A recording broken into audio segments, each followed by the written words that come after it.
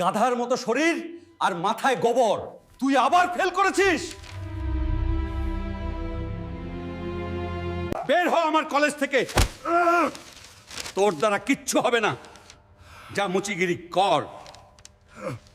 সবাই আমাকে তুচ্ছ করলো, কিন্তু আমি হার মানবো না। কাজ ছোট হোক বা বড়, আমি করবই।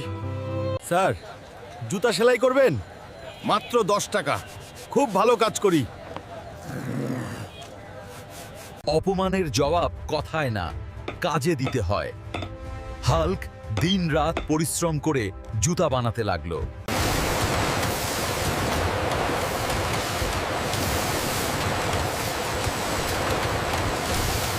রেজাল্ট দিয়ে জীবন বিচার করা যায় না স্যার, জেদ আর পরিশ্রমই আসল।